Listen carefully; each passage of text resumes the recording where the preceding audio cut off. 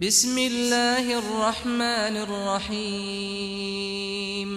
تبارك الذي نزل الفرقان على عبده ليكون للعالمين نذيرا الذي له ملك السماوات والأرض ولم يتخذ ولدا ولم يكن له شريك في الملك وخلق كل شيء فقدره تقديرا واتخذوا من دونه آلهة لا يخلقون شيئا وهم يخلقون ولا يملكون لأنفسهم ضرا ولا نفعا ولا يملكون موتا ولا حياة ولا نشورا وقال الذين كفروا إن هذا إلا إفك افتراه وأعانه عليه قوم آخرون فقد جاءوا ظلما وزورا وقالوا أساطير الأولين اكتتبها فهي تملى عليه بكرة وأصيلا قل أنزله الذي يعلم السر في السماوات والأرض إنه كان غفورا رحيما وقالوا ما لهذا الرسول يأكل الطعام ويمشي في الأسواق لولا أنزل إليه ملك فيكون معه نذيرا أو يلقى إليه كنز أو تكون له جنة يأكل منها وقال الظالمون إن تتبعون إلا رجلا مسحورا انظر كيف ضربوا لك الأمثال فضلوا فلا يستطيعون سبيلا تبارك الذي إن شاء جعل لك خيرا من ذلك جنات تجري من تحتها الأنهار ويجعل لك قصورا بل كذبوا بالساعة وأعتدنا لمن كذب بالساعة سعيرا إذا رأتهم من مكان بعيد سمعوا لها تغيظا وزفيرا وإذا ألقوا منها مكانا ضيقا مقرنين دعوا هنالك ثبورا لا تدعوا اليوم ثبورا واحدا وادعوا ثبورا كثيرا قل أذلك خير أم جنة الخلد التي وعد المتقون كانت لهم جزاء ومصيرا لهم فيها ما يشاءون خالدين كان على ربك وعدا مسئولا ويوم يحشرهم وما يعبدون من دون الله فيقول أأنتم أضللتم عبادي هؤلاء أم هم ضلوا السبيل قالوا سبحانك ما كان ينبغي لنا أن نتخذ من دونك من أولياء ولكن متعتهم وآباءهم حتى نسوا الذكر وكانوا قوما بورا فقد كذبوكم بما تقولون فما تستطيعون صرفا ولا نصرا ومن يظلم منكم نذقه عذابا كبيرا وما أرسلنا قبلك من المرسلين إلا إنهم ليأكلون الطعام ويمشون في الأسواق وجعلنا بعضكم لبعض فتنة أتصبرون وكان ربك بصيرا وقال الذين لا يرجون لقاءنا لولا أنزل علينا الملائكة أو نرى ربنا لقد استكبروا في أنفسهم وعتوا عتوا كبيرا يوم يرون الملائكة لا بشرى يومئذ للمجرمين ويقولون حجرا محجورا وقدمنا إلى ما عملوا من عمل فجعلناه هباء منثورا أصحاب الجنة يومئذ خير مستقرا وأحسن مقيلا ويوم تشقق السماء بالغمام ونزل الملائكة تنزيلا الملك يومئذ الحق للرحمن وكان يوما على الكافرين عسيرا ويوم يعض الظالم على يديه يقول يا ليتني اتخذت مع الرسول سبيلا يا ويلتى ليتني لم أتخذ فلانا خليلا لقد أضلني عن الذكر بعد إذ جاءني وكان الشيطان للإنسان خذولا وقال الرسول يا رب إن قوم اتخذوا هذا القرآن مهجورا وكذلك جعلنا لكل نبي عدوا من المجرمين وكفى بربك هاديا ونصيرا وقال الذين كفروا لولا نزل عليه القرآن جملة واحدة كذلك لنثبت به فؤادك ورتلناه ترتيلا ولا يأتونك بمثل إلا جئناك بالحق وأحسن تفسيرا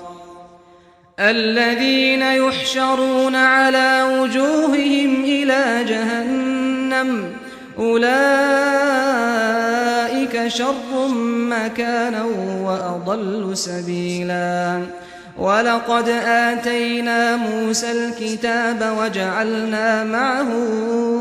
أخاه هارون وزيرا فقلنا اذهبا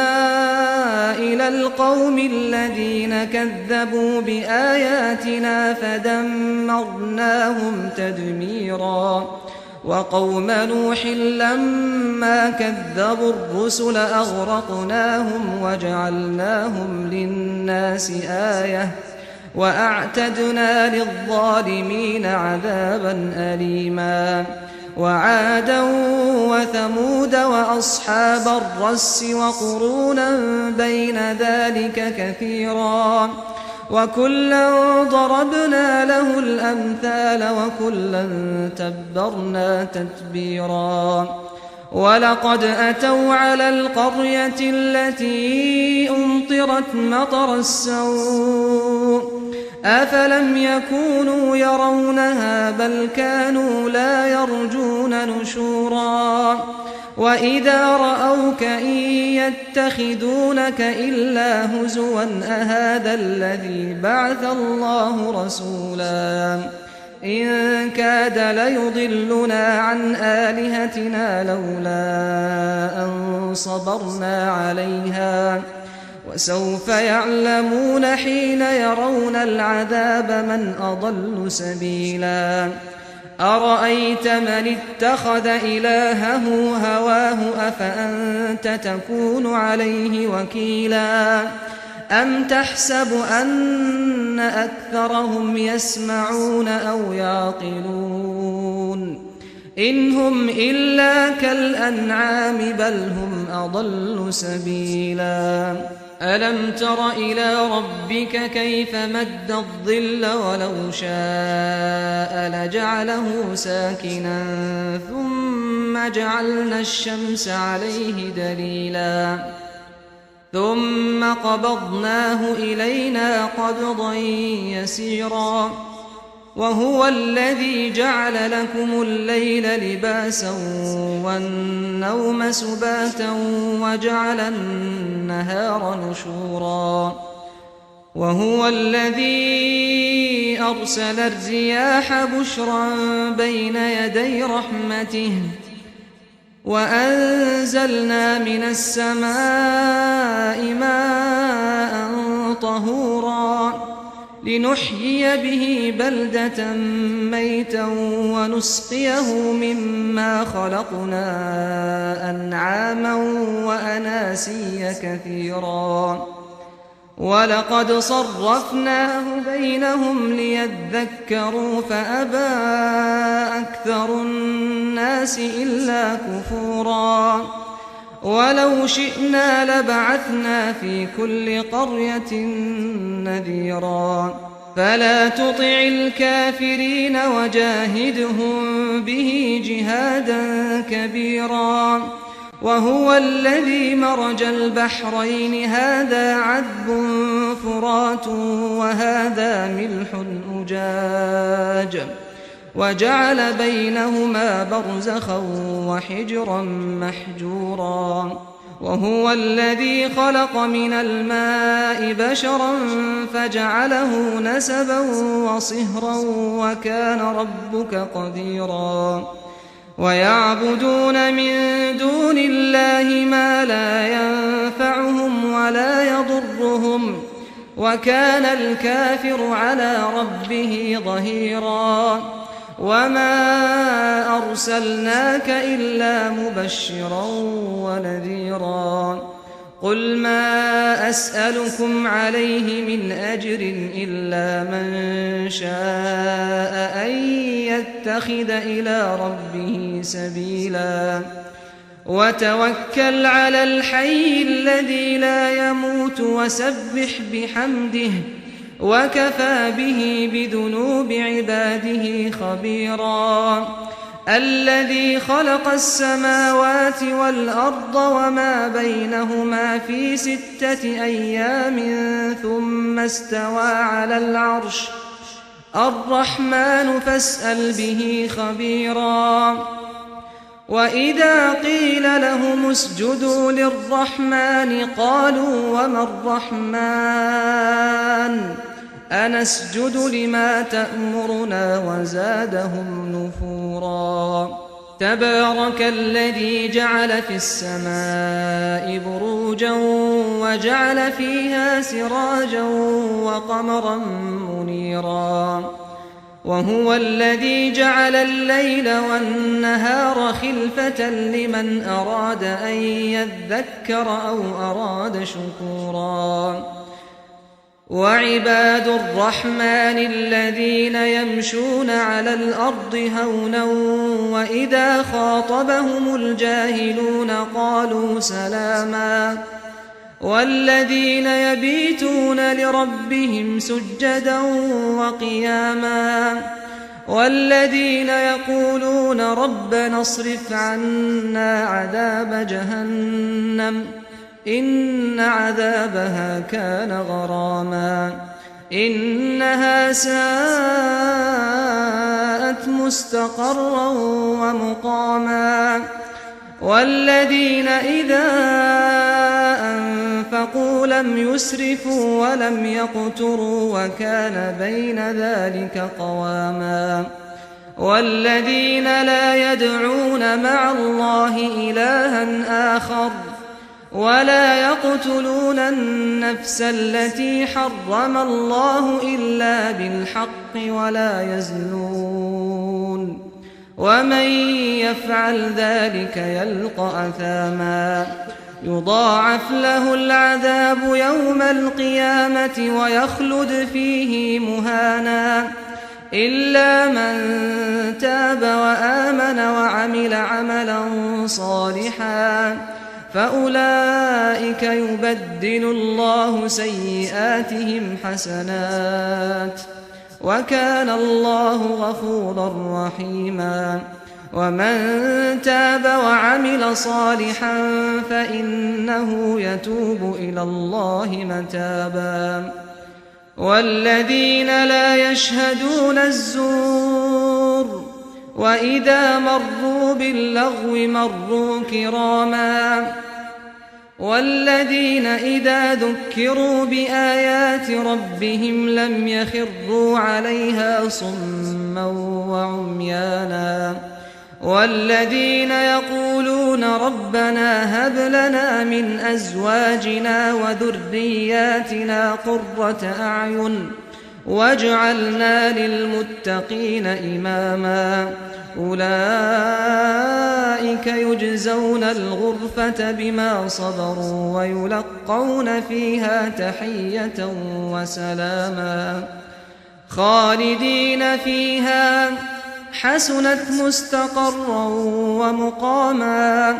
قل ما يعبأ بكم ربي لولا دعاؤكم